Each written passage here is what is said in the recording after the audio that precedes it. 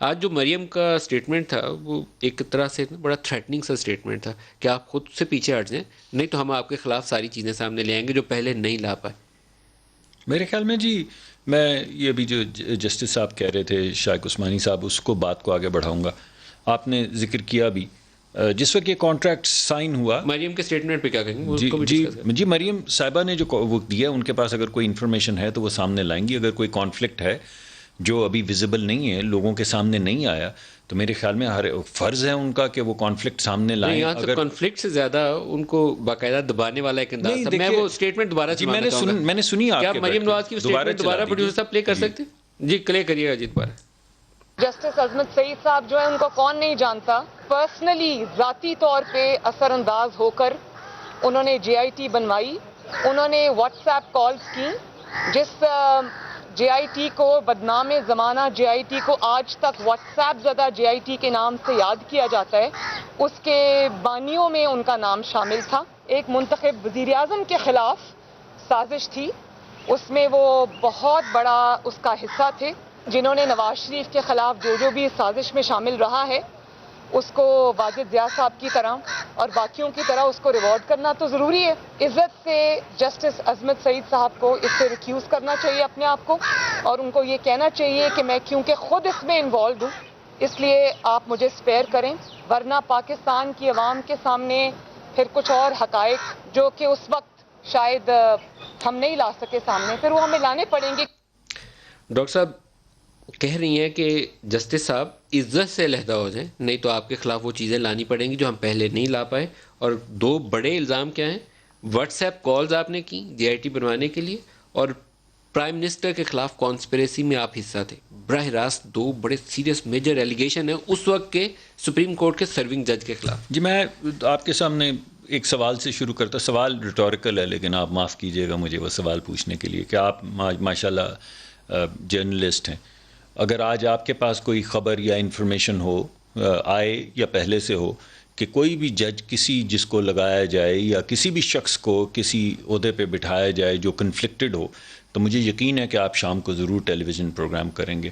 اور آپ کی بھی خواہش یہ ہوگی کہ کیونکہ آپ نے ایک خاص مقام آپ جج رہے ہیں سپریم کورٹ کے جج رہے ہیں تو آپ کی کوشش یہی ہوگی کہ جس طرح دیگر لوگ کانفلکٹ آف انٹرسٹ کو ٹریٹ کرتے ہیں. سر آپ ان دو ایلیگیشنز پہ نہیں آ رہے؟ جی میں آ رہا ہوں. They are major allegation. جی بالکل. تو میں آپ کو یہی کہہ رہا ہوں نا کہ اگر مریم صاحبہ کے پاس ان دونوں ایلیگیشنز کے حوالے سے بلکہ یہ دو ایلیگیشنز تو وہ منظر عام پر لائیں گے مگر انہوں نے کہا یہ ہے کہ دیگر اور بھی چیزیں ہیں جو اس وقت ہم منظر عام پر نہیں لے کر آئے جو اب ہم لانا چاہیں گے. تو سوال یہ پیدا ہوتا ہے کہ اگر آپ کے اوپر یہ فرض ہے اور مقرر ہے کہ کوئی بھی شخص کنفلکٹڈ ہو یا میں وزیر ہوں مثلا بجلی کا وزیر ہوں اور میرے بجلی کے کارخانے ہیں تو آپ ضرور اس کانفلکٹ کو عیاں کریں گے. آپ کرتے بھی ہیں. جب آپ کہتے ہیں کہ واٹس ایپ کالز کیں تو اس کا آپ کے پاس ایویڈنس ہے؟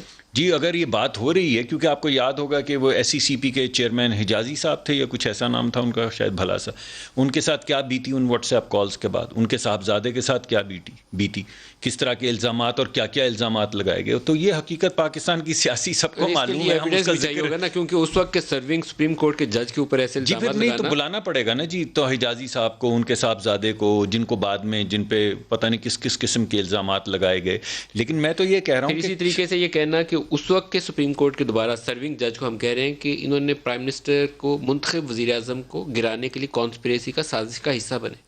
دیکھیے میں تو آپ کو ایک بات میں نے بارہا کہی میں دوبارہ وہی کہوں گا کہ آپ کے پاس اگر آج کوئی انفارمیشن آئے تو آپ کیا کریں گے اور اگر ان کے پاس کوئی انفارمیشن ہے تو ان کو کیا کرنا چاہیے. جو آپ 3 سال انتظار تو نہیں کرنا چاہیے اسی وقت بولنا چاہیے. نہیں وہ بات آپ کی ٹھیک ہے مگر آپ ہمارے پاس تو خبر ہو تو ہم تو بریک کرتے ہیں بریکنگ نیوز چلاؤ. جی ہاں تو پھر تو آپ کو انکریج کرنا چاہیے نا. اس لحاظ سے تو آپ کو کہنا چاہیے کہ دیر آید درست آید. اگر یہ بات ٹھیک ہے آپ کی جی یہ بات ٹھیک ہے یہ ان سے پوچھا جا سکتا ہے کہ آپ نے کیا کیا پریشرز تھے. نہیں وہ پھر کیا کیا پریشرز تھے پھر وہ آپ کو ایک نئی داستان سنائیں گی.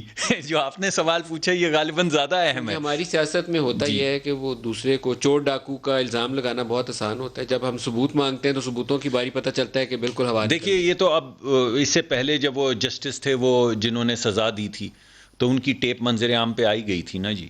تو ایسا تو نہیں ہے کہ بعض مرتبہ جب ثبوت مانگے جائیں تو وہ کبھی سامنے نہیں آتے. وہ آ جاتے ہیں پھر سامنے. وقت لگتا ہے. ایک منٹ وقت لگتا ہے. بعض مرتبہ بہت پریشرز ہوتے ہیں مگر پھر ایک وقت آتا ہے جب وہ پریشرز نہیں رہتے. سدا بادشاہی تو صرف خدا کی ہے نا, اس کے علاوہ تو کسی کی نہیں.